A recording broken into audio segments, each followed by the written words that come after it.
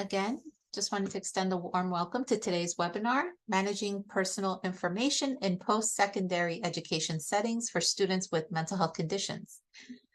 This webinar is sponsored by the Northeast and Caribbean Mental Health Technology Transfer Center, or MHTTC, and we're housed at Rutgers in the School of Health Professions in the Department of Psychiatric Rehabilitation and Counseling Professions.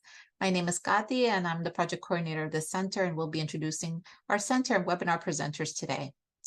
The MHTTC is funded by SAMHSA to enhance the capacity of the behavioral health workforce to deliver evidence-based and promising practices to individuals with mental health conditions. We also address the full continuum of services spanning mental illness prevention, treatment, and recovery supports. And we provide training-related workforces to provide effective services to people with mental health conditions.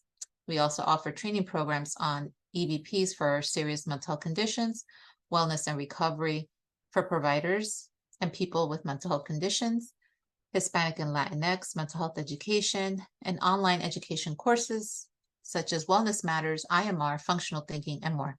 Next slide, please. If you're interested in staying up to date with the events and products that our center is offering and providing, we ask that you please sign up to receive our email communications. You can sign up either by the bit.ly link that you see on the screen, and I'll also include this link in the chat for an easy access to our email listserv. Next slide, please. Following this webinar, you'll be asked to complete a brief survey. We value this feedback and use it to improve our activities and inform our future training events. These surveys are also important because of our continued funding that is linked to their completion. So we thank you in advance for your participation. Next slide, please. We also want to let you know that this webinar is being recorded and will be posted on our website within 7 days of this webinar broadcast. At the time of this presentation, Miriam Delphin-Rittman served as Acting Assistant Secretary for Mental Health and Substance Use at SAMHSA. The opinions expressed herein are the views of the speakers and do not reflect the official position of the Department of Health and Human Services or SAMHSA. No official support or endorsement of DHHS or SAMHSA for the opinions described in this presentation is intended or should be inferred. Next slide, please. We encourage you to interact with our presenters during the webinar by using the chat feature. Please post any comments or questions you have in the chat, and I will collect your questions as we go and ask them of the presenter during the Q&A time toward the end of the presentation. During this webinar, our presenter may pose questions to you, so please use the chat feature to answer them. Slide. We also wanted to let you know about the new 3-digit dialing code for the Suicide and Crisis Lifeline that is now available. 988 is not just a suicide crisis line. It is for people experiencing a suicidal, mental health, or substance use crisis or any kind of emotional distress. It's also for people who are concerned about someone experiencing a crisis. You can connect by calling or texting 988, or you can chat online at 988lifeline.org. Calls, texts, or chats are responded by a trained crisis counselor. Next slide, please. The MHTTC network is committed to using affirming, respectful, and recovery-oriented language in all activities. Next slide, please. And again, we're now going to begin our webinar. We have Amy Benko and Joni Dolce with us today. Amy is a lecturer in the Department of Psychiatric Rehabilitation and Counseling Professions at Rutgers University. In addition to providing course instruction, Ms. Benko is a trainer and consultant at the Integrated Employment Institute of Rutgers. Within this role, she facilitates trauma-informed, supported employment, and supported education training and technical assistance to enhance practitioner competencies and program outcomes. She is a co-developer of the first mobile outreach supported education program in New Jersey and has amassed over 15 years of experience in the implementation, supervision, and evaluation of SCD and SC courses.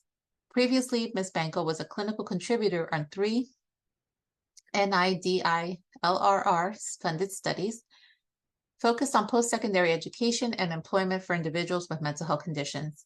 Additionally, Ms. Benko is a co-author of a best practice manual for providing supported education to transition-aged youth and young adults with mental health conditions. She serves as a co-investigator on 2 federally funded NIDILRR studies, on post-secondary education, support education implementation, mental health conditions, and trauma. She also uses her lived experience of a mental health condition to inform her roles as an instructor, scholar, and clinician. We also have Joni Dolce with us today. Joni is an assistant professor in the Department of Psychiatric Rehabilitation and Counseling Professions at the Rutgers School of Health Professions. Joni has several years of experience working in behavioral healthcare settings, namely supported employment.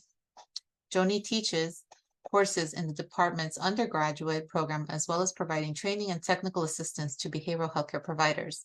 Her research interests include staff training and employment services, and she presents nationally on the topic of employment services and is listed as a Society of Human Resource Management recommended speaker on the topic of creating workplaces that support mental health. Again, I want to welcome everyone today, and I'll turn it over to our presenters. Thank you so much, Kati, for the warm welcome. So welcome, everyone.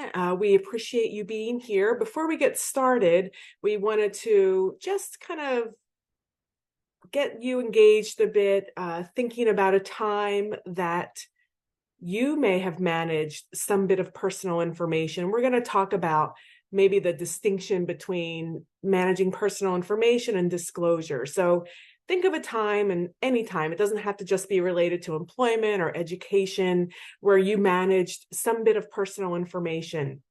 You can write it down, or if you have a better memory than me, just think about it. We're not going to be looking at it as a group, but we will be referring to it a little bit later, and also maybe kind of the process that you were kind of going through as you were thinking about that personal information that you've managed in the past.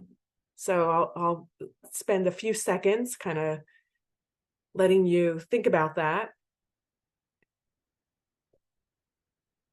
before we move on. So many experiences come to mind for me, Joni, and some of them are quite embarrassing. Yes. Embarrassing. And then some are also very critical, right? Like sometimes in my life where I had to manage personal information, whether it had anything to do with childcare needs or parents being sick, but it was certainly personal to me, and it was necessary to manage it effectively in my employment environment. At the time, I was attending school as well. So yes, think about that. So today, like I had suggested, we're going to distinguish between disclosure and managing personal information.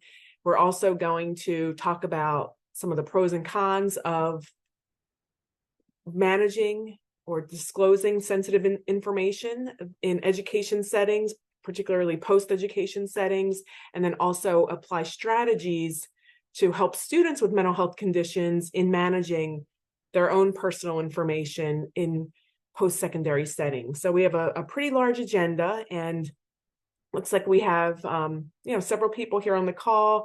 Amy and I also crafted this 90-minute session to include a pretty good chunk of it where we talk about individuals that you might be working with, where we kind of do some service conceptualization around managing personal information and post-secondary settings. So we're going to get started.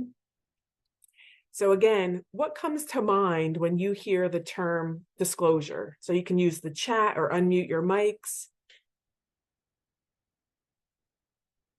So when you hear disclosure, what comes to mind? What do you immediately think? Amy, if you could read the chat, that would be great. Thank you. You got it. Nothing yet. I know. I think of, why does secret come to mind? Secretive. For me. Yeah, like a secret. I guess Anything people else? are still typing. Okay. Oh, here we go. We have self-disclosure. Self-disclosure. Yes. Yeah. What else comes to mind when you hear the term disclosure? Anything else in there, Amy? Nothing yet. Confidential. Yes. So yes, all of those terms, limitations, yes. So something confidential, limitations. Amy said secretive, maybe sometimes hiding something. They're not necessarily the most positive terms. So some researchers in our field, psych rehab field and education and employment services, are moving away from the term disclosure when we're referring to those types of disclosures in the work setting or in education settings, because it might imply that the student or worker might be hiding something, might imply some level of shame to whatever they're disclosing. So when we use terms like, thank you, Kenneth. Yes, I can see this right here, Amy, self-report, self-identification. So when we're kind of thinking about Also safety and trust, which I Yes. think is interesting. Yes, very interesting. So as we're kind of moving along in today's presentation, I want you to really think about how just reimagining disclosure and reworking it and using the terms managing personal information kind of changes it to a more strengths-based approach, right? So, we're really looking at it from a strengths-based perspective. So we're not suggesting that someone's hiding something that they should be ashamed of. We're really looking at, okay, we all have personal information, just like you kind of wrote down or noted in your mind a little bit earlier that there might have been some personal information that you managed at some point. It provides a more empowered way of thinking about this topic. So Amy and I will use the term interchangeably throughout the presentation, but as we kind of move on, and when you move out after today's session and kind of into your own work settings, I would encourage you to consider kind of rewording disclosure to managing personal information. Jeff Waghorn and his colleagues kind of coined that a while back, and they've been doing quite a bit of work around managing personal information in the employment sector, as well as some of the education. So thank you for your participation, Amy. Yeah, I was just going to say, unfortunately, a lot of the colleagues of Waghorn in other fields, thinking about the communication field, thinking about the education field, they haven't caught up in regards to the term managing personal information. So to your point, Joni, some of the literature that we're going to be referencing, the studies that we'll be, sharing and talking about, they use the term disclosure, and that's kind of what they reference in their studies. But please keep in mind that piece about managing personal information coming from a place, as Joni noted, as empowerment, building advocacy, coming from strengths-based perspective. Yes, absolutely. We have the power and the ability to manage what we want others to know about us. Great. So there are some different types of disclosure. This study was done by Vanitas and colleagues. They looked at 144 college students. They studied 144 college students regarding their disclosure decision-making. Amy's going to get into a little bit more detail related to the efficacy and disclosures, but they kind of identify these three areas of disclosure. Third-party disclosure, kind of just as it sounds, really refers to having someone disclose on behalf of the person. So third-party disclosure may seem very attractive as a disclosure strategy when the information owners, the student who's choosing to disclose, perceive that others in their lives might be more effective at disclosing for them. However, among those who have disclosed, decreased efficacy is associated with increased use of this strategy. So, it's suggesting that when students are equipped with information, prepared and rehearsed, they have really rehearsed their disclosure, their efficacy increases.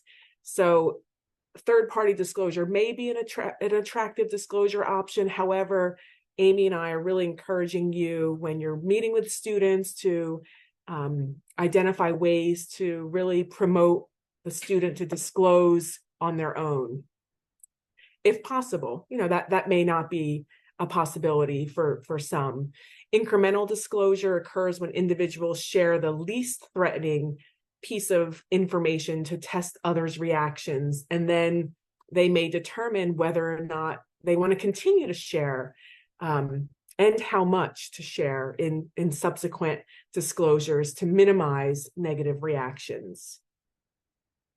Entrapment occurs when individuals disclose as though in an argument and feel forced to share the information, such as correcting others' incorrect assumptions. Perhaps someone might be saying something incorrectly about a person living with a mental health condition, so the person feels like they need to correct that information, so they might feel kind of trapped into disclosing more information than they want. Therefore, this disclosure approach may occur when individuals really aren't planning and haven't planned to disclose, or they felt compelled to disclose when they're not prepared. And this disconnect between intentions and behavior, suggesting that individuals do not necessarily plan to use entrapment, but when entrapment occurs, there can be regret. And Amy's going to talk a little bit about that disclosure regret when she gets to her piece. And then finally, this is where we want to be. We want to help people in the preparation and rehearsal type of disclosure. We want to help individuals plan for and practice disclosures. We want people to feel more confident in their disclosure and less uncertain, particularly when disclosing non-visible illness, like a mental health condition. Individuals report reduced efficacy is associated with increased planning. So among those who, remember this was a study of 144 college students, among those who contemplated disclosure, decreased efficacy was associated with increased rehearsal. So the more someone rehearsed and role played, the more their efficacy was decreased. Amy, you have any thoughts on that? Yeah, I think it's interesting because I can refer back to my time in support education, Joni, and I can see having conversations with students. And they would report these experiences of having the third party disclosure, having someone try and, disclose for them. Maybe it was the Office of Disability Representative, or they felt that piece of entrapment, right? Maybe a professor was accusing the student of not being diligent, of not, doing what they need to do to pass the class, to get a good grade on the exam. And the student felt like, I'm a good student. I'm just experiencing a mental health crisis right now. Right. And now I feel compelled to explain myself and share something that maybe I wasn't intending to share. So yeah, I hear these, I know it's coming from literature, but it's definitely resonating in terms of my practice. I wonder if, folks in attendance, if you have observed these types of disclosure as well. We have one of the issues from experience is that there are still archaic policies that embed these types of issues that are not equitable and person-centered. Also, the bias and power differentials with administrations do not help in the level of support for a student. Yes, Yeah. absolutely. Very accurate in terms of the policies that can ultimately result in some of these issues, these challenges that are not person-centered. And we're going to talk about some of those pieces more towards the end of our session in terms of the ADA and the Rehab Act and where there might be, those gaps in policy procedure. Thank you. Thank you. So we really want to just help the student avoid disclosures that they weren't planning to disclose. We want to help students prepare, and we want to help the student understand that those decisions that they make initially can be reevaluated over time. So it's, kind of moving away from the binary yes or no, yes, I want to disclose, no, I don't want to disclose, to a more multidimensional approach. What do I want to disclose? To whom? Maybe I disclose something to students and peers, but maybe, I'll be sharing more with the Office for Disability Services. So kind of looking at it in less of a yes or no kind of binary approach helps us to really encourage students to think about it, take some time, think about their own strengths and their own abilities, and help them avoid that inadvertent disclosure that they may not have been wanting to disclose, that entrapment or other feelings of being compelled. So we can move on to the next slide, Amy. So think about what you wrote down earlier. Let's revisit that. When you were managing your own personal information, did you think about some of these activities, some of this on the slide here? When we think about managing personal information, it's most effective when the person, whether it's an employee or student or friend, whatever it might be, is clear about the purpose and the desired outcome. So think about your own example from earlier. Did you think, what were you clear about what your purpose and what your intended outcome would be? Did you disclose to the right person? Did you do so in a timely manner, or was it, too late? So my example, with childcare, I had to make sure that before, my maternity leave was over, I had to line up some plans in place to discuss my childcare issues and concerns. Are you able to articulate your strengths and skills and whatever other disability related needs? So can the person really articulate and really think about and describe to someone else, what are their skills, what are their strengths, and what needs do they have? And this is where we come in as practitioners to really support and encourage someone to dig deep if necessary. Sometimes people have a hard time identifying strengths, have a hard time identifying skills, really help the person think about what that might be. And more importantly, is knowledgeable about their rights. So knowing what laws protect students and what their rights are. So that just kind of gives a quick overview of when it's most effective. You can move on, Amy.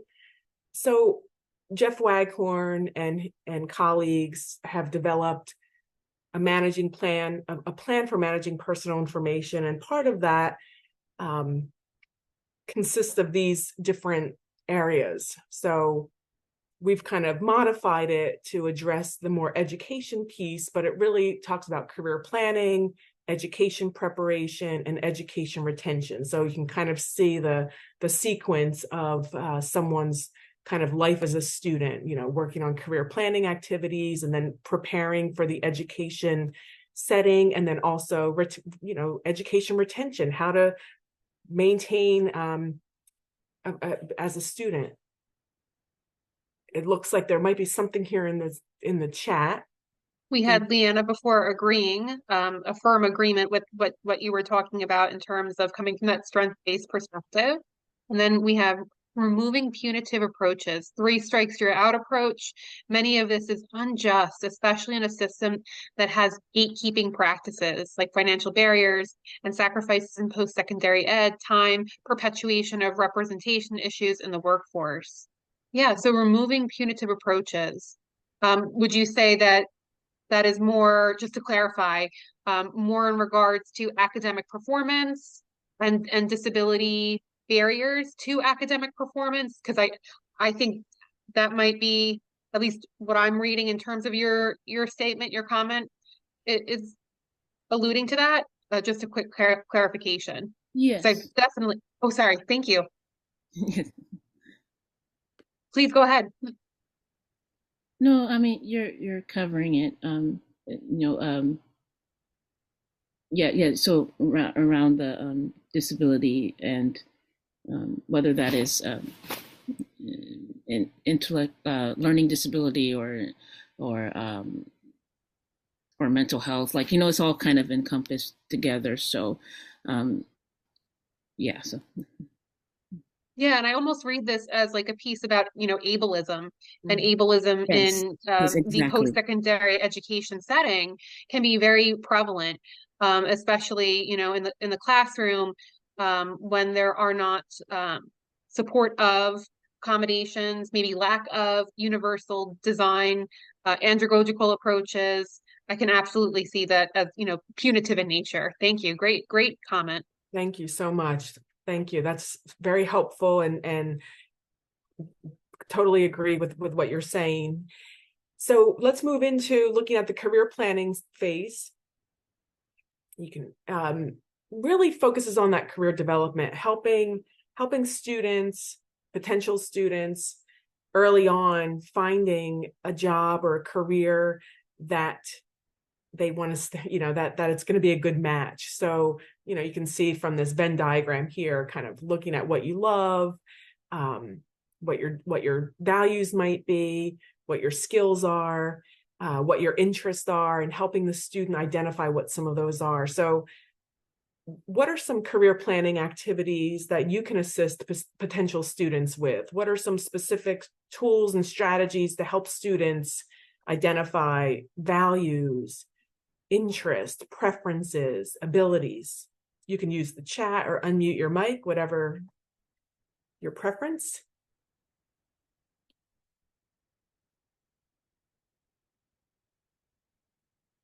Wait a minute while people are writing. I'm sure you're all just writing feverishly in the chat. Typing away. I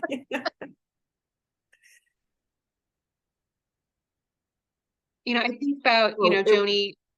The question sorry. was, what are some career planning activities that you can assist potential students with? What are some ways that you can help students identify values, interests, skills?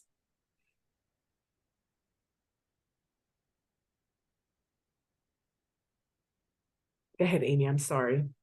Yeah, I was thinking about, the exploration of interests, and particularly learning about a person when I was in supported ed about what they previously liked to do. You can learn so much when you chat with someone in terms of their interests prior to the onset of their illness. Mm-hmm. What did they engage in? What was, their daily activities? What did it include? Interests, hobbies, time spent doing certain activities. What were those activities?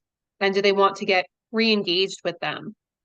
Absolutely. What were the activities? What were some of the things the person liked, even disliked? When we talk about things that we didn't like about certain activities, we can we can begin to clarify values from that end too. So if someone doesn't like working outside or working with their hands, and someone prefers more independent type work, we can kind of help clarify those values. Kenneth has something here in the chat too.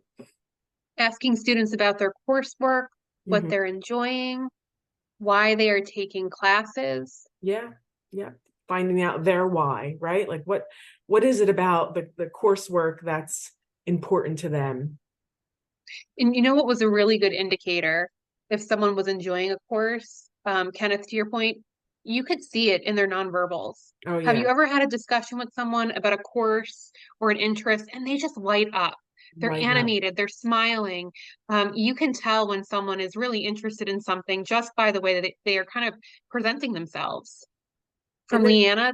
Oh, yeah, sorry, go ahead. I was going to say, and then call the person out on that and say, Amy, whenever we talk about psych rehab, you just light up. Whenever we talk about, helping someone or career counseling, your face just, I can see a smile form, and start from that. Tell me about that. Tell me what makes me notice this difference in you. Yeah. From Leanna, time management, stress management, coping strategies. So getting an understanding of maybe their strengths and some of the areas of need as they're embarking on that career planning, that educational planning. That's always a great piece to tie in to those interests, values, and preferences. Absolutely. And I love that much of what people are saying really does tie it back to looking at the person's strengths, looking at the person's interests, kind of coming at it from that strengths-based versus just looking at needs and support needs. Kenneth, you had mentioned in the chat your favorite class. Amy, what's the rest of it say? For some reason, I always ask what their favorite class is for the semester. They're surprised by being asked this but they like to give the answer. Mhm. Absolutely. People enjoy talking about the things that speak to them. And they're always, I think engaged in those discussions. And that's a real opportunity, Kenneth, to build that therapeutic alliance, that working alliance or the rapport when you're demonstrating that genuine interest in what speaks to them. Mhm. And I think that can be leveraged in that career planning phase. Absolutely. Genuineness is one of those key components for change, right? So just having that genuine relationship, you can move up. Just touching on this last bullet here, helping students to identify automatic disclosure patterns. So that could be something like if the student hadn't been in school for a very, very long time, there might be gaps in their education history, helping students when they're planning disclosure and planning to manage personal information with other students or even professors, maybe planning some ways and rehearsing how the student might respond to that. What will be the student's response if someone says, well, I noticed you've been out of school for, over 3 years, 4 years, whatever that might be, helping the student even plan for those automatic disclosure patterns. Yeah, and Leanna brings up a good point in terms of providing opportunities during this process, in regards to training discussions geared toward students with disabilities. Yes. So having that conversation of, in the career planning phase, I think is a great point. We want to include all pieces of a person's cultural identity during this process. And that includes, the presence of a health condition or disability. Absolutely. And something else in the chat just popped up. Peer support and a peer support group would be a good something good to incorporate in this stage as well. I agree. Great. That's a powerful component. Yeah. Yeah. Thank for you. Sure.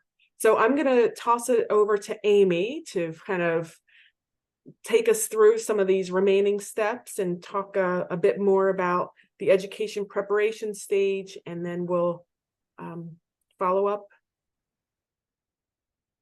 Perfect. Yeah, so we're looking at the education preparation stage, and we want to start by exploration. We want to look at the advantages and disadvantages of disclosure, and we're going to get into some really good conversations in a minute about this process, because that can't be overstated.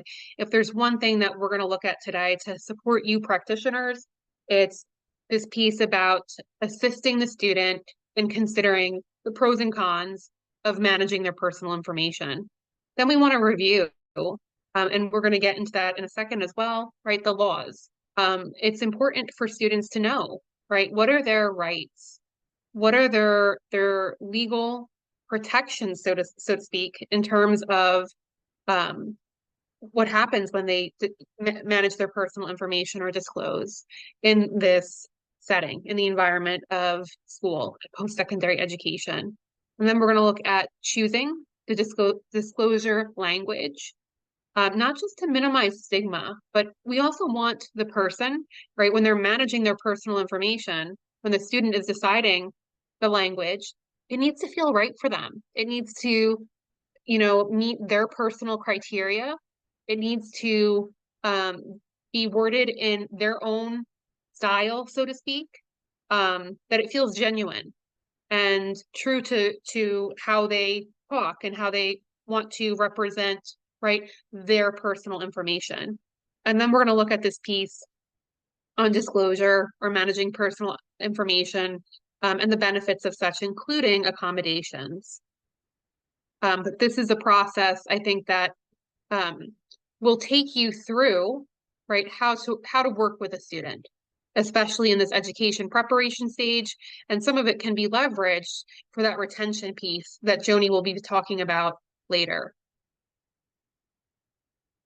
So let's think about some reasons students may choose to disclose or to manage their personal information.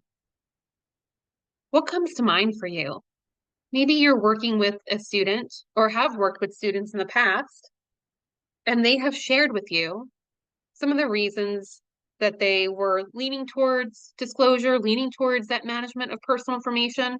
Put it in the chat box. What comes up? What do you think about in terms of why a student may choose to disclose or to manage that personal information? What have you seen? What have your students shared with you? Go ahead and put that in the chat. I've had so many of these conversations in the provision of supported education services I worked in the field for 10 years. And I could name a whole host, right, of things that students cited. So from Leanna, accommodation need. Yes, Leanna, the student is identifying that they have a need. And because of that need, they're considering how am I going about this discussion, right? I need a support, and to access that support, I'm going to potentially have to manage this information to disclose, to gain access to a support like extra time, like standing desk, right? Like having additional absences. Great, Leanna. Absolutely. Fabulous. Anyone else? Something that a student has cited. In the chat, there were challenges that happened in the past where they did not disclose and had no support. More preparation in this chapter to make sure they have support. Absolutely. Yeah, that's interesting. So they were looking to manage that personal information, chose not to disclose, and then they were left without that circle of support. They didn't have folks to reach out to. Yeah, thank you. So first and foremost, looking at the literature, right? And if something else comes to mind, please put it in the chat, but you got it. I hit the nail on the head in terms of the biggest cited reason for disclosing, for managing that personal information for college students is access to accommodations. It is a primary motivating factor for disclosure to access formal accommodations that the college provides to support students with mental health conditions or other disabilities. And accommodations can play that pivotal role in leveling the playing field, ensuring academic success, and to be able to get those accommodations, that active disclosure has to happen. Someone noted, I think it was it Leanna, who said support system, right? Another cited reason for disclosure is that students can connect with supportive faculty, staff, maybe peer networks, right? Their classmates that can understand, that can provide guidance related to, maybe the challenges that they are experiencing. Another cited reason for disclosure in the literature, this is from Black et al. 2015, they're looking at self-advocacy and empowerment, right? Some students choose to disclose a condition that they have, especially non-apparent health conditions, as an act of self-advocacy, right? An act of empowerment for the student to take control of their educational experience and to really come from a perspective of self-efficacy, asserting their rights. Other work, this is from Brockelman in 2006, reducing stress and anxiety, right? Students may choose to disclose or manage that personal information because they are in some way feeling like they're keeping a piece of their information secretive, right? And that's where I think we reflect on what Joni had stated earlier, that negative connotation with disclosure and how it may apply or assert pressure for some folks to feel like they have to share. Right? So some folks may feel like they have some anxiety or stress in keeping this personal information private. And so by engaging in some level of that managing personal information, sharing some of that personal information to the level that they feel comfortable, it may provide them a sense of relief, right? Knowing that they are sharing all facets of their cultural identity, including that identity of having a disability. Students may share, right, because of educational purposes. They might disclose to peers, to faculty about their condition. I know I did this in my graduate studies. There was a student in my class who was very stigmatizing about mental health conditions and what mental health conditions look like for students in the classroom setting. They had very low expectations for students with mental health conditions. And I self-disclosed to let this person know, you are looking at a student with a mental health condition now, and and I am your peer, right? So we may provide that disclosure for educational purposes to reduce stigma in the process. Maybe to set expectations, in terms of letting people know their condition and knowing that, yes, I will have to take, additional breaks. I might have to get up and take a break from the classroom because I have this accommodation due to this health condition. Yes, I might need that extended time, right? So it's accessing accommodations and letting, their peers know maybe, or the professor know that there will be additional needs. And it might be influenced by campus climate. Campus climate is different across all universities, colleges, school settings. And sometimes that campus climate may be very positive. It can be characterized by inclusivity and acceptance of beautiful and diverse identities, including identities of disability. And this can motivate students to be very empowered to take on their positive disability identity and to disclose, whether it's to professors, to peers, to their classmates, so that they are receiving some of that support. Did I miss anything in the chat? Yep. Mayam asked about informal accommodations, maybe, and she had they had some thoughts about that. So maybe they can share what they were thinking. Oh, please, yes. You can go ahead. Oh, sorry. Yes, I'm trying to try to ask or share this brief, like it's the most concise way. So just even from my own experience, and also, seeing kind of the dynamics of, the way that some university, whether I would focus on professors, right?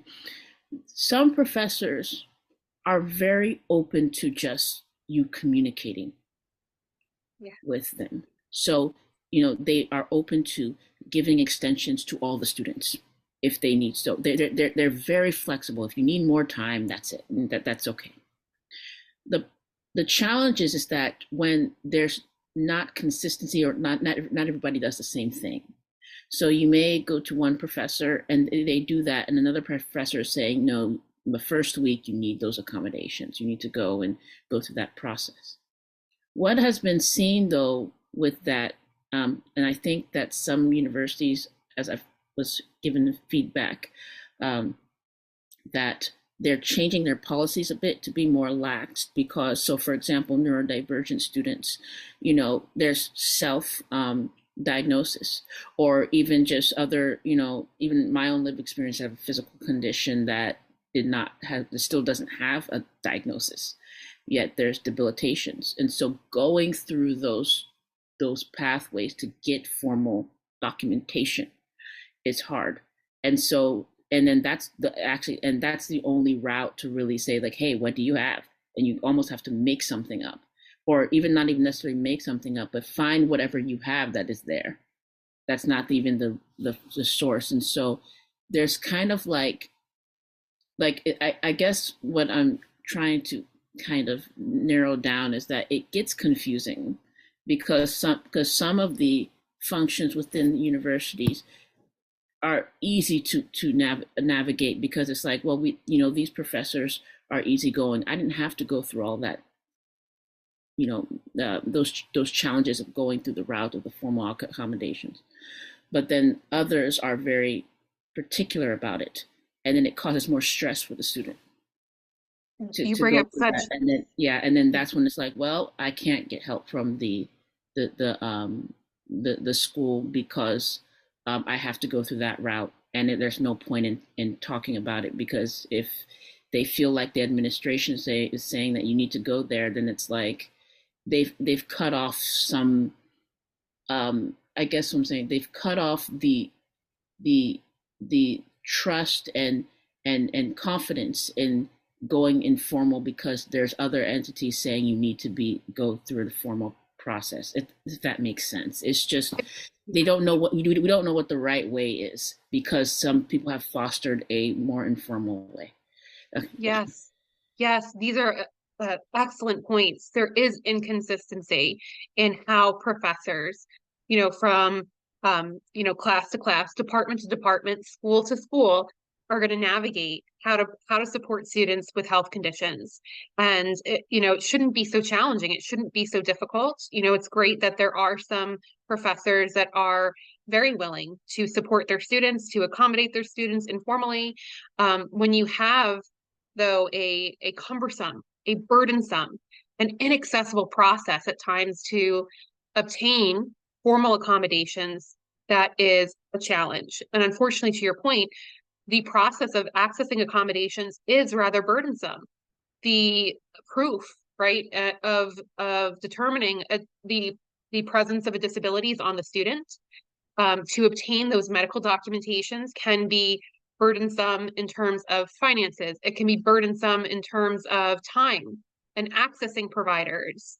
Not everyone has that, equal resources in accessing healthcare providers that can provide those forms, those legal pieces of documentation qualifying a person for accommodations. And so the academic institutions can make the process very inaccessible.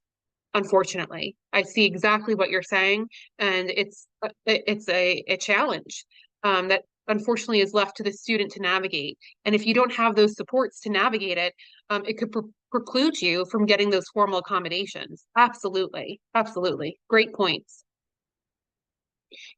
Thinking about accommodations, thinking about reasons to disclose, right? We said people disclose for the accommodations.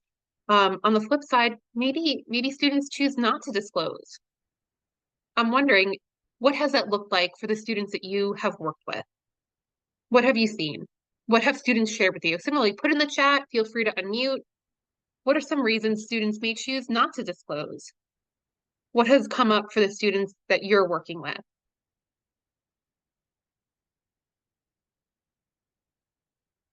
What have students cited in terms of reasons, barriers, challenges in disclosing?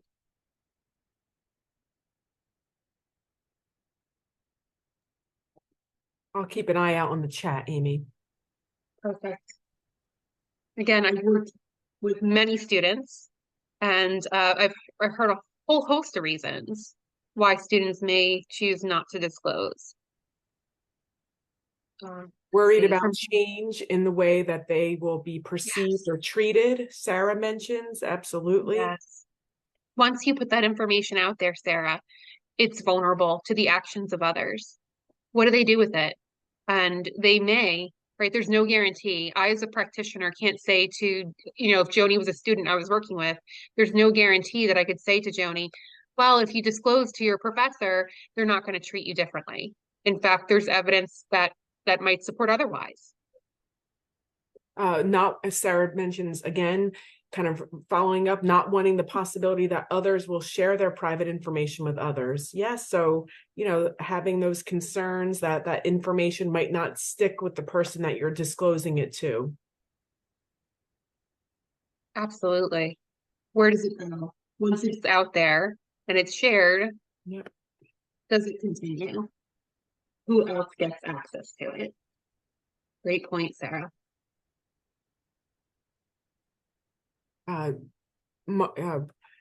Trauma from past experience due to mistreatment, thinking about those who are coming straight from K to 12, who are now in post-secondary adulthood experiences. Yes, not having the best experiences in the in the K through 12 setting.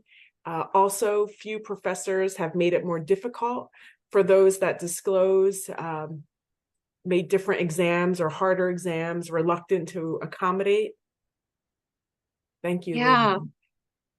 Yeah, so you might see, unfortunately, retaliatory behavior, right? There are now more challenges, more barriers, or different treatment after a student discloses. And that can be really hard for students to, assess, is this perceived or is this actual retaliatory behavior? And unfortunately, I have seen both. Yeah. And that shouldn't be the case. So thinking about this piece, right, first and foremost, frequently cited, reasons that students may choose not to disclose, stigma and discrimination, right? One of the most frequently cited pieces of barrier to disclosure, concern for disclosure, is stigma and discrimination, specifically for mental health conditions, right? Despite advancements in understanding mental health, having a clear idea of what mental health is and isn't. Negative stereotypes are just persisting. They're ever present in our, societal, looking at media, looking at news, looking at social media. We see these stereotypes persisting, right? Students may be fearful of being labeled, misunderstood, treated differently by peers, by their classmates, faculty. There also might be privacy concerns. Students might be hesitant, and this was cited, I think Leanna said, where does it go? Fearing that the information could be misused, mishandled, right? Concerns that others might find out about their condition without their consent. Fears of lowered expectations. Students might be concerned that after disclosing their condition, professors might look at them differently, right? In terms of their performance, their abilities. And this can be detrimental to a student's self-esteem, their self-efficacy, motivation, right? That could all be impacted. Students may decide not to disclose, and this was frequently cited in my experience in support education, from past negative experiences. Students may have had negative reactions in the past, whether in their school setting, in work settings, and they might be hesitant to, go through that experience again, to open themselves up and have that vulnerability of, what does this person do with the information that I've given them? Other students might say, in terms of reasons not to disclose, I don't need accommodations, right? I am good without accommodations. They may have negative views about help-seeking behavior. I know I worked with one student who had schizophrenia, and they were a veteran, and they did not like and did not want to ask for help. They viewed that as a sign of deficit, of weakness. And so they did not want to disclose because they had this strong belief, this negative view of that help-seeking process in terms of what that would mean. Maybe concerns about career implications, right? Students might worry about disclosure because it could impact future prospects and opportunities. I know one student who wanted to access accommodations in one of their, I think they were at a science course in a lab, and they wanted to access their accommodations, but this particular professor was looking for research assistants. And they were concerned that if they were to disclose, they wouldn't be eligible or wouldn't be chosen for that research assistant position, that there would be some negative ramifications. Additionally, students may say that they are less reluctant to disclose because there's some uncertainty about their condition in regards to having a mental health condition and symptoms fluctuating. So a student might be uncertain about how their symptoms may vacillate, if they could potentially be more severe, or maybe they're less severe at the moment, right? They're really feeling very well, and so they may choose not to disclose because it's unnecessary, right? So when students are assessing disclosing or not disclosing, right, they're looking at their perceived cost that comes with sharing that information. And we see that many students with non-apparent health conditions make an effort to conceal their condition in order to, quote unquote, pass, right, as a student without a health condition. And other students who choose not to disclose with an apparent or non-apparent health condition, right, may seem to do well academically without formally disclosing. And they choose, again, not to disclose. So thinking about additional factors, there's also this piece about the intersectionality of disability identity and help-seeking behavior. These pieces absolutely come into play when thinking about disclosure or managing personal information. So what does this look like? Disability identity and help-seeking behavior are intertwined concepts, and they are crucial components that can significantly influence a person's decision to disclose their disability, especially in settings like higher education. Disability identity refers to the way an individual perceives and identifies with their disability. This perception influences concepts, self-efficacy, self-esteem, and how they interact with others. Students who have a positive view of their disability, have accepted their disability and view it as a central part of their identity, are more inclined to disclose because they feel this piece of their cultural facet, right? Some students may feel a sense of responsibility or desire to represent or advocate for their community. This can motivate them to disclose, to challenge stereotypes, and promote inclusivity. However, if an individual views their disability through the lens of societal stigma, they may fear negative judgment and may choose not to disclose. If students have internalized negative beliefs about disability, if the campus culture is very negative, this will impact disability identity. They may feel that shame, that guilt, right? Again, speaking to that piece of ableism that was brought up earlier, right? They may avoid disclosure to avoid those perceived judgments, real judgments, right? Both are happening simultaneously, for sure. And help-seeking behavior pertains to an individual's propensity to seek out assistance or resources when faced with challenges. Students who are knowledgeable about their rights and resources available to them, or who have a history of seeking help, might be more likely to disclose because they understand potential benefits. So those past experiences will play a role in terms of help-seeking behavior, right? If a student had a positive outcome from previous disclosure, they might be more inclined to disclose again in college. Ultimately, like, those concerns about academic performance can drive help-seeking behaviors. Students who believe their disability may impact their success might be motivated to disclose to access accommodations, right?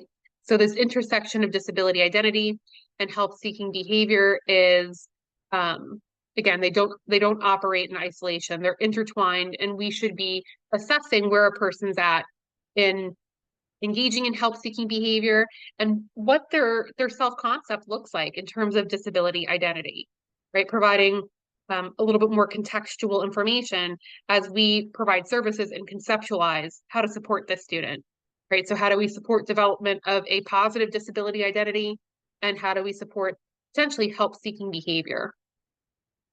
So we've kind of reviewed anecdotally what goes on in terms of assessing reasons for disclosure, reasons for not disclosing in the academic setting for students with mental health conditions.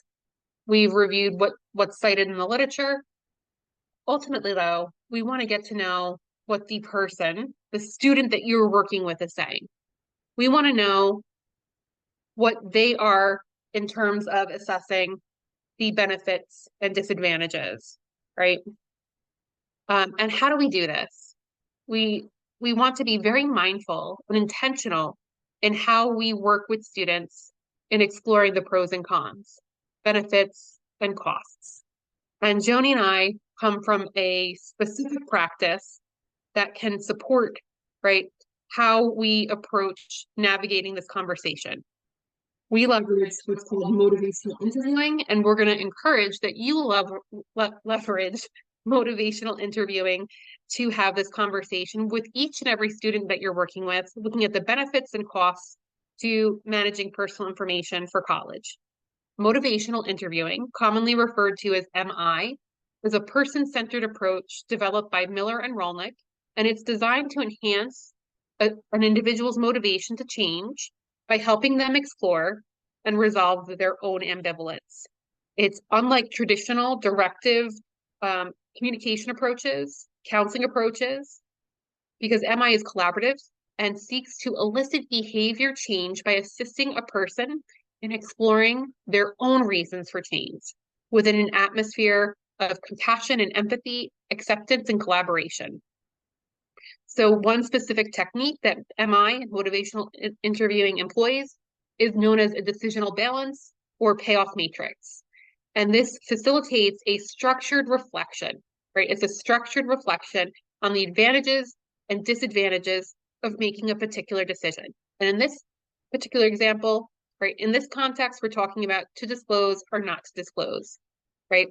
And so students are contemplating that disclosure of their mental health condition. This instrument can be absolutely assistive, supportive. Ooh, Joni, do we have some things coming in the chat? Yes, we do have something. Let me bring it up. Also misrepresenting their racial ethnic group if they're the only one who represents the group. For example, they can't ask for help for the school to see that this group has deficiencies in intellect or abilities. If you want to describe, explain that a little bit more, that would be great. Yes. So if I'm hearing this correctly, if a person is maybe coming from a background from a historically minoritized racial group, that person may not want to ask for help because they might, the person they're asking or seeking help from might perceive that as a deficit to that entire racial group.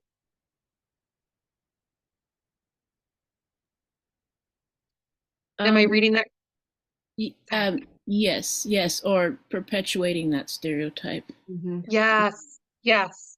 So they have to be mindful of not only the ableism and bias, implicit bias regarding mental health conditions or disabilities. Now there's that intersectionality of trying to manage the implicit bias or the racism and prejudicial treatment from individuals coming from potentially historically minoritized cultural groups. Absolutely. It's putting that student experiencing that intersectionality of identities in very compromising positions where they are now trying to navigate a system of oppression and a system of injustice in terms of getting access to their supports. Absolutely. Great point. Excellent point. So thinking about this MI approach, right? We want to guide the students through a process of self-reflection. They can weigh on the pros and cons of disclosure, managing personal information in a manner that feels personally relevant to them, right? The inherent power of this method, it lies in the autonomy and the personal relevance it grants to the student using it, right? When the student generates their own list of advantages and disadvantages, right? When that's being populated by the student, right? The conclusion that they reach are going to be more intrinsically motivating for the person and resonate more deeply than if you or I or any counselor or practitioner provides a pre-made list, right? Of like what we just reviewed of the literature, right? A self-generated list from the student is going to really support a meaningful decision and ensure that that decision aligns closely with the student's unique circumstances, values, beliefs.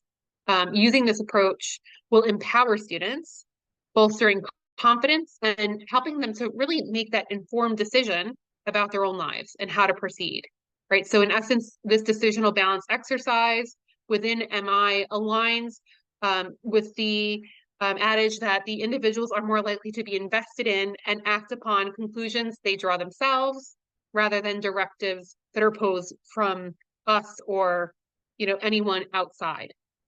It's helping them to really navigate that intrinsic motivation. What do we think of this? Is this something that you would leverage and utilize in your work? Would you have students create a pros and cons list of managing personal information, right? What is positive about it and what is potentially negative or detracting about that option? Go ahead and put that in the chat. Because ultimately, what we want to support the student in doing is making an informed choice. But also, I think it's our due diligence in helping students to prepare for that choice to avoid consequences, right? That we see, unfortunately, throughout schools nationwide, throughout students with apparent, non-apparent health conditions. And I'm referring to, disclosure regret. That is, unfortunately, something that we see can be very prevalent. And we want to know how to assist students, right, in preventing that. So what do I mean by disclosure regret? It's after the act of disclosure, a student may have negative feelings about that experience, may feel guilt, shame, remorse, the desire to, have made a different decision, right? And we see a study conducted by Mark Salzer and his crew at Temple University. They conducted a national survey for students specifically with mental health conditions. In this study, there were 382 participants from 300 or more post-secondary education institutes, and they looked at students who were obtaining academic support. What was their experience of disclosure? And we found that of the 382 students, 56% of them reported feeling embarrassed or bothered by disclosing their disability to faculty, right? There was a negative feeling associated with disclosure. 56% of those students also reported being fearful of being stigmatized by faculty, right? So over half of those students had that fear that there was going to be stigma after sharing their health information. 42% of the students reported that faculty were uncooperative or unreceptive. So for those 42% of those students, they didn't have a positive experience. They didn't see the results that they wanted to, right? That faculty member was not receptive, as we discussed earlier, right? Faculty, teachers, professors may really differ in how they respond. 41% of those students reported being feared or fearful of being stigmatized by other students, right? So previously we noted 56% reported being fearful of being stigmatized by faculty. 41% were fearful of being stigmatized by their classmates. And then 31% reported miscommunication or a lack of communication regarding accommodations. These students also reported that these barriers resulted in underutilization of accommodations. After this negative experience of disclosing to access accommodations, the majority of students felt like they underutilized those accommodations because of these negative feelings related to disclosure, right? So we want to be mindful that this happens, that students may experience disclosure regret. So how do we ward that off? And we're going to reference right back that model that Joni was talking about earlier with Waghorn. First, starting with knowing the student's legal rights. We want the student to first and foremost, after they devise their pros and cons list, and they've decided to disclose, or potentially decided to disclose, we want to provide their information about their rights. So that's going to start with the ADA, Title II, right, and Section 504. These pieces of legislation have significant implications for higher education and students with disabilities. First and foremost, Title II of the ADA prohibits public entities, including colleges, public colleges, and universities, from discriminating against individuals based on disability, right? So colleges cannot require disclosure of a disability, but students wishing to receive accommodations must disclose their disability to the appropriate office. What does that mean?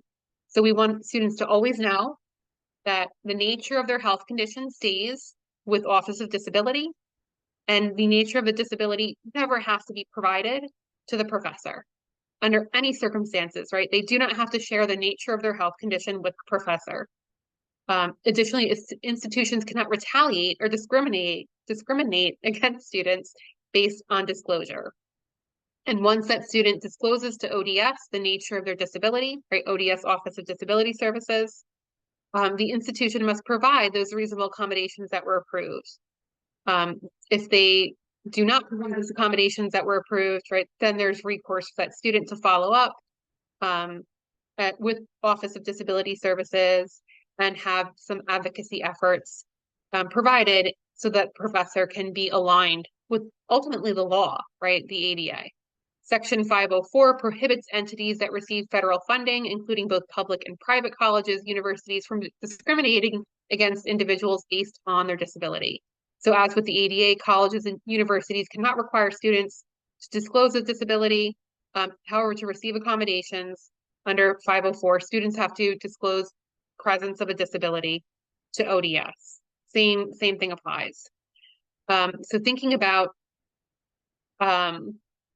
this particular piece, these two pieces of legislation, they protect students from discrimination. They secure reasonable accommodations. Reasonable accommodations meaning that it doesn't provide undue hardship to the university and doesn't modify the requirements of the course, right? And this can safeguard, having this piece of education can hopefully empower students to safeguard their rights, their civil rights, as well as what's afforded to them by law. And we also want to build disclosure efficacy, right? Joni talked about this earlier. Decreased efficacy is one reason that individuals avoid discussing their health conditions. And increased efficacy is associated with increased disclosure intention. So the more a person feels like they are confident in their ability to share information, the more likely they will share that information to the extent that they want to, convey and share information. Increased efficacy is also associated with less topic avoidance, right? When individuals report being confident in their abilities to share their health conditions, they are less likely to ruminate about how to share the information, and their overall anxiety about disclosure or managing personal information decreases. This will set the student up to have a better experience. So we want to build disclosure efficacy. And how do we do this? Well, we see in research, right, thinking about this study that Joni cited earlier, we build disclosure efficacy by building a disclosure strategy.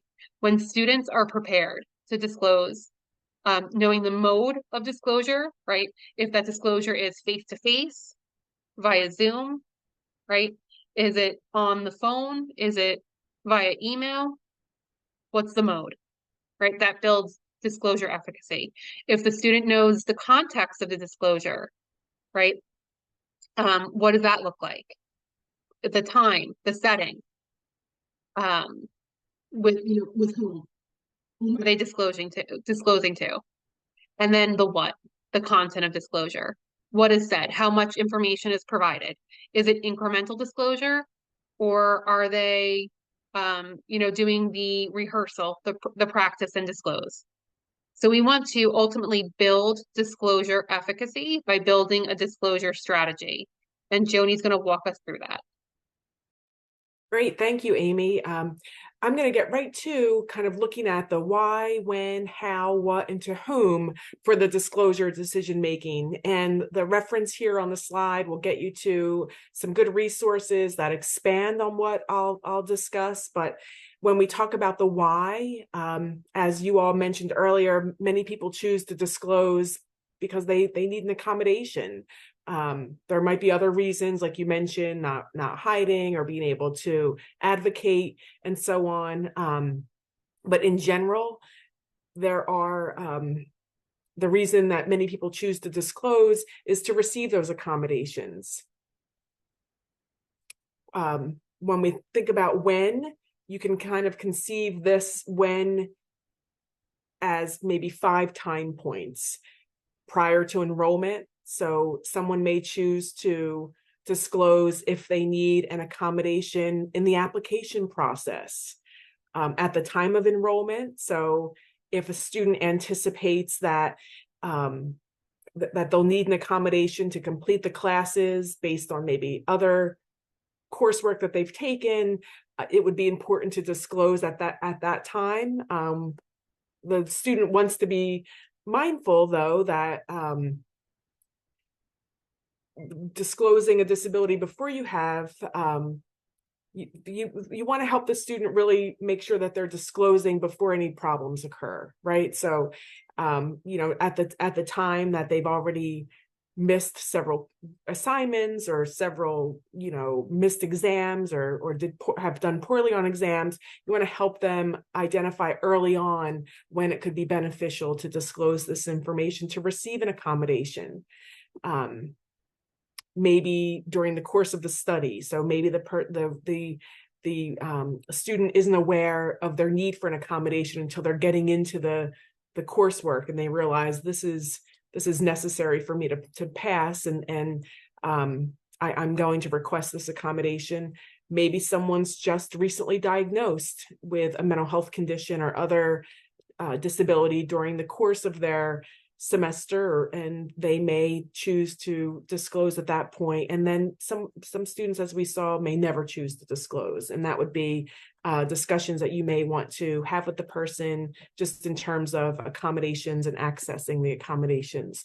The how, again, focusing on that strengths-based approach and really helping the person focus on their abilities and practicing how they might describe to the Office for Disability Services, what some of their skills are, what some of the needs might be, what information might the Office for Disability Services need to know about the disability that the person has. Maybe there might need to be some sort of documentation. So I think it's important to really help the person understand what's necessary.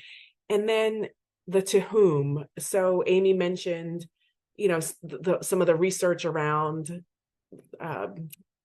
professors and other students and some of the stigma related to disclosure. So really a student can disclose to the Office for Disability Services or Accessibility Services.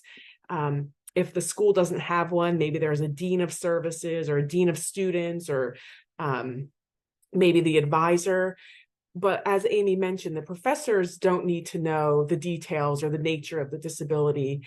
They're really just provided that information about the accommodations. So check out the resource listed. I kind of went over that in a quick manner, but the resource here has lots of good information. Developing your script. So here are some different ways that you can support students in developing kind of a script or rehearsing what they might say. So describing the positive attributes and strengths first. So again, rehearsing with the person, what are their strengths? What are their positive attributes? Identify the limitations or challenges the person may face because of the disability. So kind of talking through that. Also identify which accommodations may have worked in the past and why, and maybe even consider which ones didn't work and why. Help the person think about who they might disclose to and what outcome do they expect. So if they're thinking, I'm going to disclose to my professor, like lots of details about my disability, and I expect this particular outcome, that could be really important counseling that you can do with the student to help them really look at why are they expecting that outcome? What if they get a different outcome, to really help them prepare for any of those inadvertent disclosures. And then kind of always end it with some positive points. And this was modified from some information relevant to employment, but also certainly applicable here in the education sense from the Job Accommodation Network. I don't know if anyone is familiar with the Job Accommodation Network, but I would suggest popping on their website to get some good resources as well. And then we're kind of wrapping it up into the education retention stage. Remember, that was that third stage that Waghorn and colleagues identified in terms of managing personal information, really helping the students modify the script that we just looked at for each class and maybe each semester.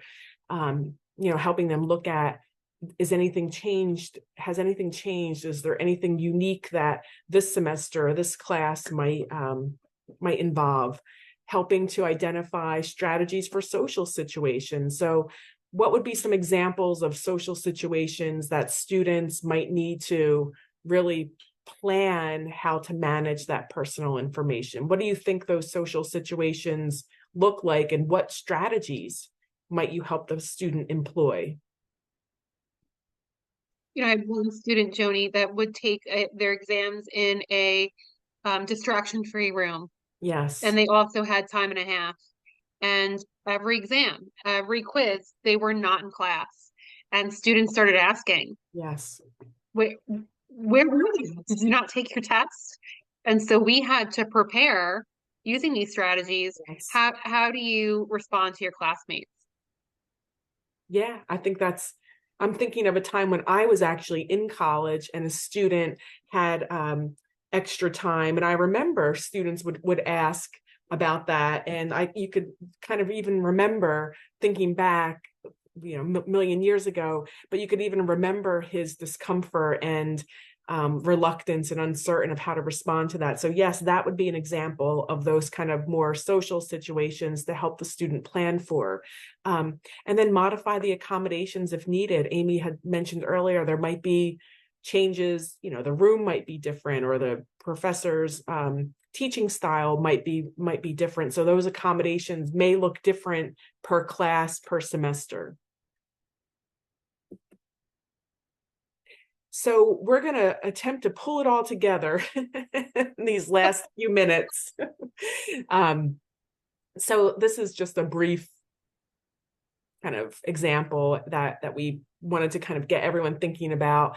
I'll read it. Jane is interested in completing her undergraduate degree. She's enrolled in the local community college for the fall semester. She has some education already in her chosen field, but she needs to complete an additional 21 credits. She hasn't been in school for a while and is uncertain if she should disclose to her school that she has a diagnosis of bipolar disorder. So we pose some questions so we can open it up and have a discussion, unmute your mics or in the chat.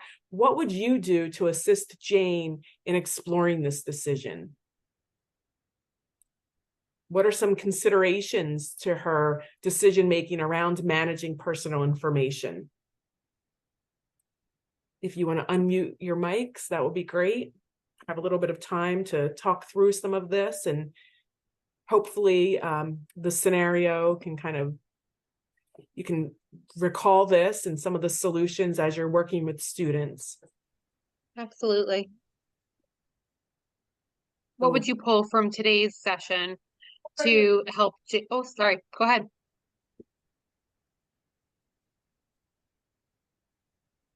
I think someone was about to respond. What would you do to assist Jane in exploring this decision? What are some considerations to her decision-making around managing personal information in this scenario?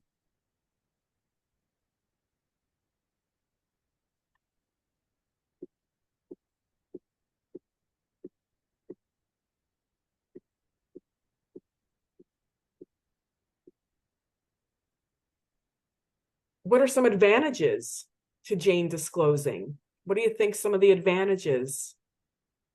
Remember, Amy went through those reasons why and reasons why not to disclose. What would be some of the advantages to Jane disclosing in this situation?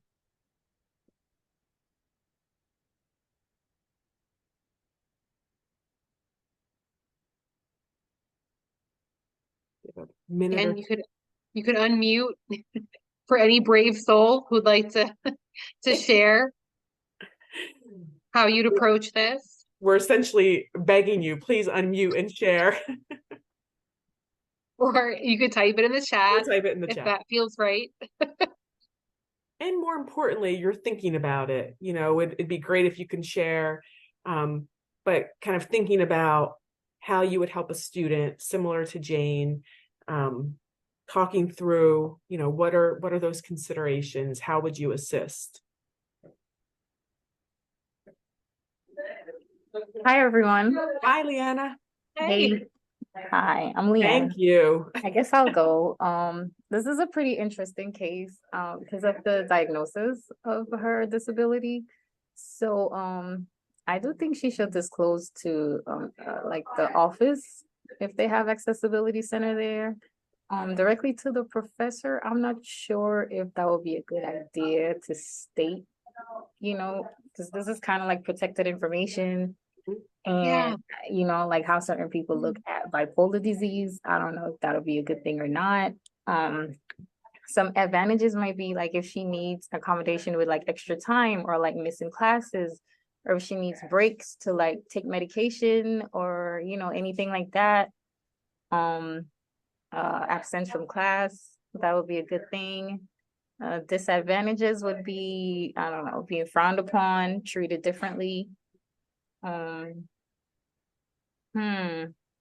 strategies is like, I guess discuss with her what she feels comfortable with. Does she want to disclose this information to others or just to the office? And then the office just, disclose to the professor like a general information, like based on this person's disability, they require these types of accommodations, but not really be specific as to what it is. Yeah, I think that's my take on it. I think that's Thank you. a wonderful take. Thank you for your bravery and for really touching on all those important questions here. And I really appreciate that you mentioned, the fact that Amy and I intentionally put the full diagnosis on here to kind of elicit that response that you just gave, Leanna, about, really being mindful of the types of information that you need to disclose to professors compared to the ODS or accessibility services, and the stigma that may be attached to some diagnoses. I think that you're right on with talking about the advantages and disadvantages, and then also touched on what the strategies might be, really helping talk through and think about how Jane might, rehearse her script almost to the Office for Disability Services. So thank you for sharing that great information. And Amy and I are going to wrap up. If we don't have any other people who would like to respond to this, but thank you, Leanna. We appreciate that. And Amy, if you can go to the next slide. You're welcome.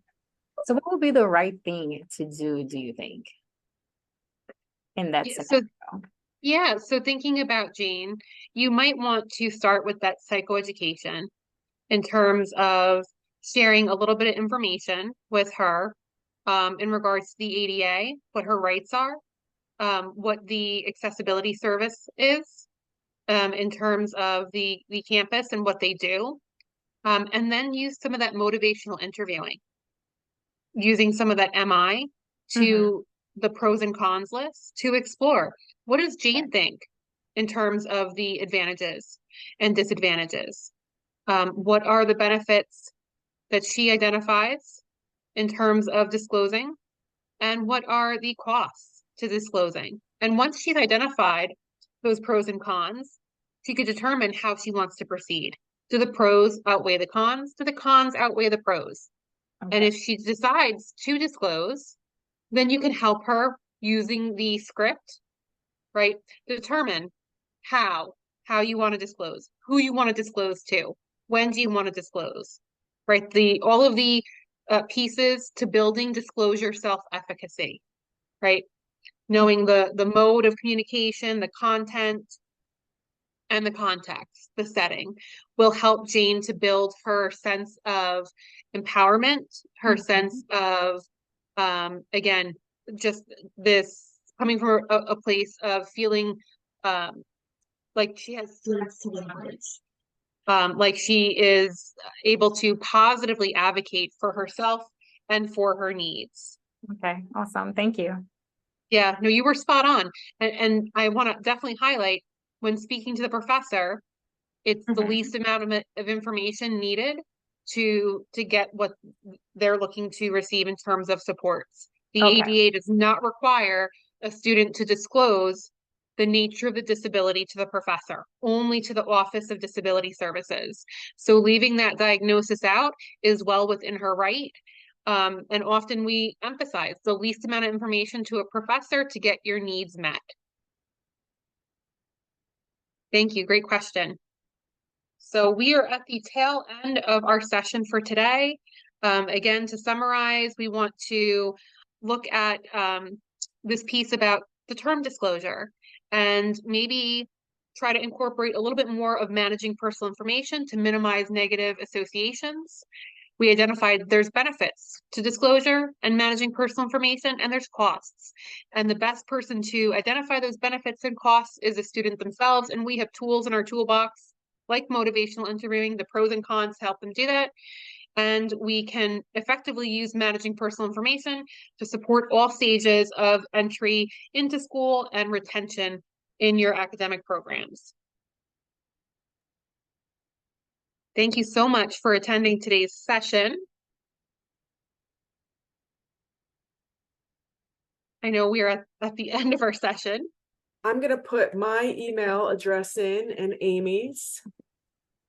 If you want to give us an email, if you have any further questions.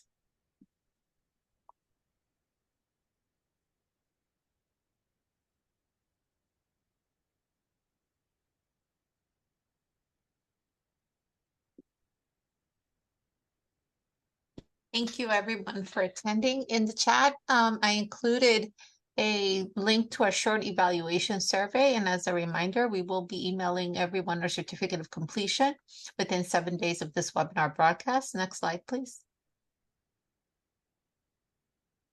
And again, we welcome you to connect with us via our social media handles. Where we can be found at Facebook, Twitter, and LinkedIn at Northeastern Caribbean MHCTC.